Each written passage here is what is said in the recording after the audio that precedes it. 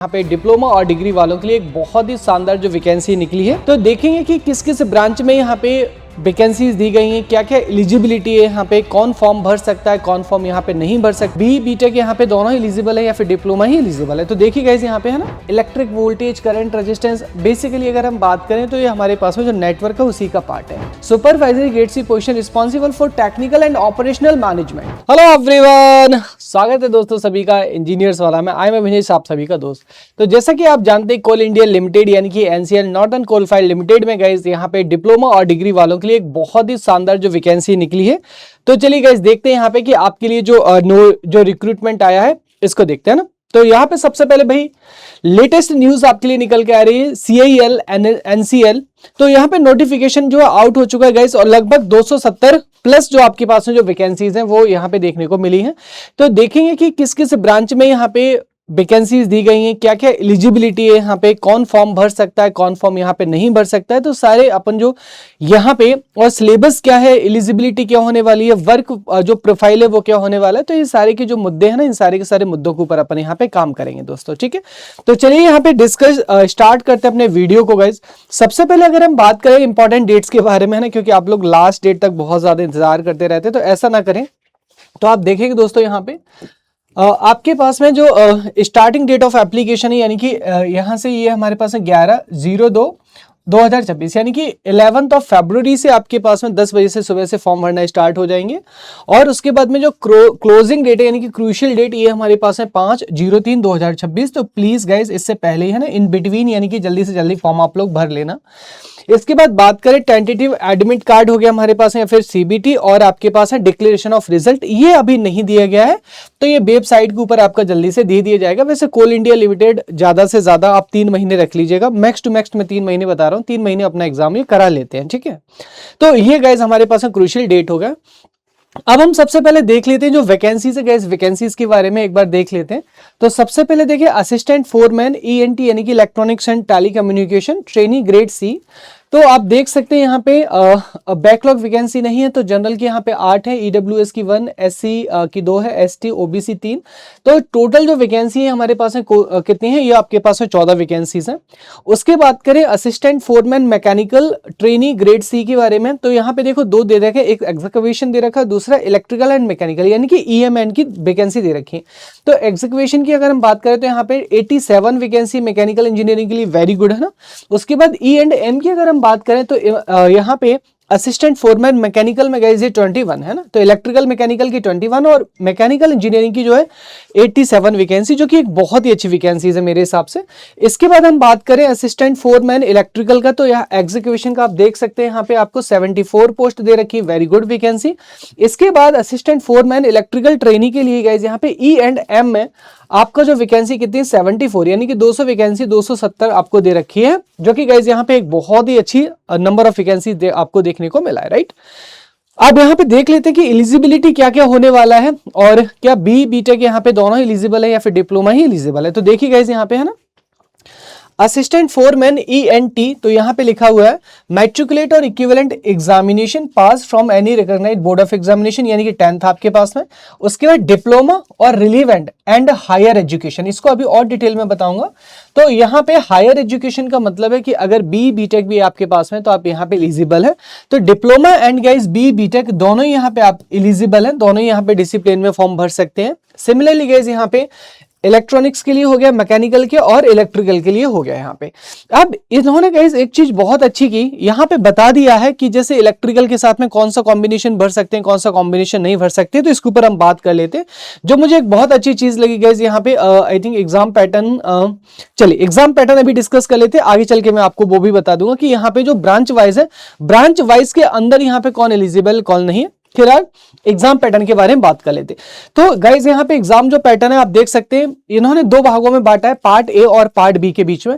Part A में हम बात करें तो क्वेश्चन रिलेटेड टू डिसिप्लिन, यानी कि 70 आपके पास में जो क्वेश्चन है, 70 MCQs आपको यहाँ पे पूछे जाएंगे, जो कि आपकी प्योर टेक्निकल बेस होंगे, यानी कि इलेक्ट्रिकल, मैकेनिकल और यहाँ पे इलेक्ट्रॉनिक्स है ना, जिस भी डिसिप्लिन है।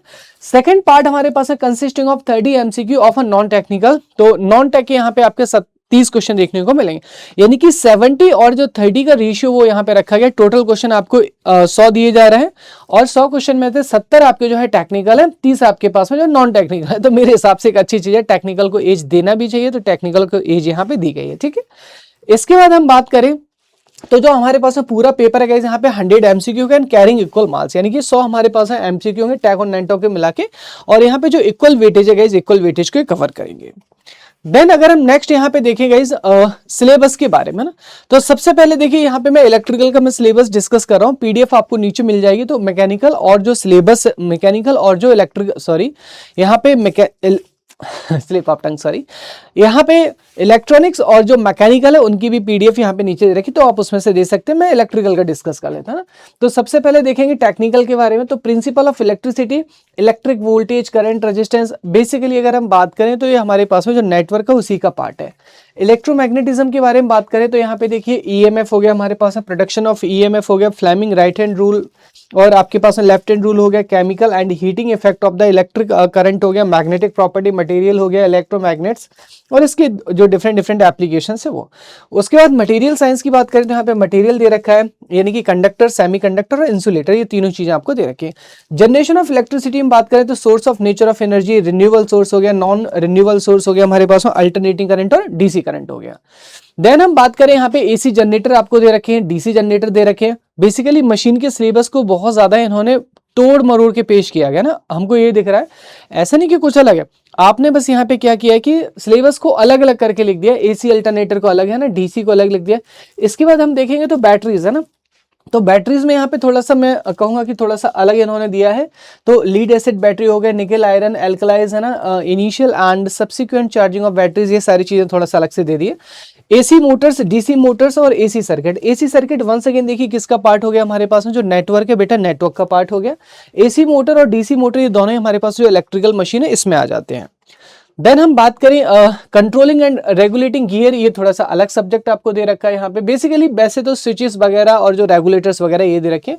उसके बाद ट्रांसफॉर्मेशन दे रखा है, तो ट्रांसफॉर्मेशन में लिखा है कि knowledge of single phase and 3 phase transformer.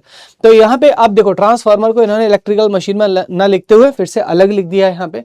Transmission and distribution में overhead line, underground cables and illumination है ना, जो कि यहाँ पे इल्यूमिनेशन को भी देखो स्विच गियर में इन्होंने सॉरी पावर सिस्टम में रखा, जबकि इल्यूमिनेशन को अलग रखना चाहिए था, बट कोई ना। उसके बाद में बात करें तो यहाँ पे जनरेशंस की यहाँ पे बात कर दी गई है ना, और यहाँ पे सबसे बड़ी चीज अगर आप देखेंगे तो यहाँ पे जनरेशन में testing and measurement, working principle and basics of the instrument and measurement है ना। तो अगर हम देखो यहाँ पे बात करें data acquisition, reactive power, energy हमारे पास है ना, ये मेजरमेंट का पार्ट और यहाँ पे नहीं देना चाहिए था, बट यहाँ पे दे दिया है ना। उसके बाद में सी पार्ट में कंट्रोल एंड प्रोटेक्शन दे दिया गया है यहाँ पे, मतलब भाई छोड़ा क्या है, ऐसा लग रहा है कि सारी चीजें ना। उसके बाद में देखो वायरिंग सिस्टम भी दे रखा है यहाँ पे, एंड सर्किट डायग्राम, उसके बाद अपैरेटस, एनर्जी मेजरमेंट। बेसिकली अगर 2-3 सब्जेक्ट है ना उनको थोड़ा सा अलग अलग करके लिख दिया गया ना। इंडस्ट्रियल इंस्टॉलेशन भी दे रखा है हमारे पास में, और इसके बाद में देखो पावर सिस्टम को फिर से अलग से लिख दिया है ना, ऐसा नहीं कि कुछ अलग से। देखो आप देख सकते हैं ना, फ्यूज हो गया हमारे पास में, सर्किट ब्रेकर हो गया, वही चीजें लेकिन उन्होंने अलग अलग करके लिखा है। देन ओवरहेड लाइन के बारे में यहाँ पे ये थोड़ा सा अलग उन्होंने प्रोटेक्शन वगैरह के बारे में दे रखा है। सेक्शन बी हम बात कर लेते हैं नॉन टेक्निकल, जो कि कॉमन टू ऑल है गाइस यहाँ पे। तो आपको 30 क्वेश्चन देखने को मिलेंगे, एक अंक का होगा है ना। तो आप देख सकते हैं general knowledge about the India and international relations, general science etcetera है ना, ये हो गया हमारे पास। देन जनरल अवेयरनेस हो गया, reasoning and verbal mental ability हो गया हमारे पास, एंड क्वांटिटेटिव एप्टीट्यूड हो गया। तो ये 4 सेक्शन है, जनरल नॉलेज का हो गया, जनरल अवेयरनेस का हो गया हमारे पास में, और ये हो गया हमारे जनरल साइंस यहाँ पे नहीं दे रखा है, इसका ध्यान देना। जनरल साइंस यहाँ पे देखो नहीं दे रखा है, तो एक आपके लिए ठीक है। तो जनरल नॉलेज और जनरल अवेयरनेस है ना, ये दोनों चीजें दे रखी हैं। देन मैथमेटिक्स और आपके पास में जो रीजनिंग है वो दे रखा है। तो यहाँ पे जनरल साइंस जो इसको इंक्लूड नहीं किया गया। चलिए अब देखो यहाँ पे एक सबसे बड़ी चीज गाइस, डिप्लोमा वर्सेस बीटेक है ना, जो कि मैंने आपको बताया था कि आगे चल के मैं क्लियरिफिकेशन दूंगा कि यहाँ पे कौन एलिजिबल कौन एलिजिबल नहीं है। देखो फोरमैन इलेक्ट्रिकल एंड सबसे पहले ईएनटी के बारे में बात कर लेते, तो इन्होंने क्या लिखा है कि डिप्लोमा इन इलेक्ट्रॉनिक्स मिनिमम 3 साल है ना। इंजीनियरिंग, उसके बाद में हायर एजुकेशन क्वालिफिकेशन में बात करें तो engineering degree in electronics, electronics and communication, electronics and telecommunication, ये एलिजिबल है, ठीक है। अगर आपने बीटेक कर रखे एलिजिबल है। Not eligible branches of discipline, अब देखो यहाँ पे कौन कौन एलिजिबल नहीं है। इंस्ट्रूमेंटेशन वाले एलिजिबल नहीं है, इंस्ट्रूमेंटेशन एंड कंट्रोल एलिजिबल नहीं है, इसके अंदर इलेक्ट्रिकल एलिजिबल नहीं है, इसके अंदर एलिजिबल नहीं है ना। इसके बाद में आप देख सकते हैं ना कि ये भी आपने जो कॉम्बिनेशन है वो। देन हम बात करें यहाँ पे मैकेनिकल के अंदर, तो आप देख सकते हैं ओनली मैकेनिकल इंजीनियरिंग यहाँ पे जो है एलिजिबल है। प्रोडक्शन, इंडस्ट्रियल, ऑटोमेशन है ना, thermal, manufacturing, they are not eligible. Similarly assistant foreman for electrical, diploma engineering है ना 3 साल का होना चाहिए। इसके बाद अगर आपने बीटेक कर रखा है engineering degree in electrical engineering, electrical and electronics engineering है ना, तो एक तो इलेक्ट्रिकल होता है, दूसरा होता है इलेक्ट्रिकल एंड इलेक्ट्रॉनिक्स इंजीनियरिंग, तो आप लोग यहाँ पे एलिजिबल हैं।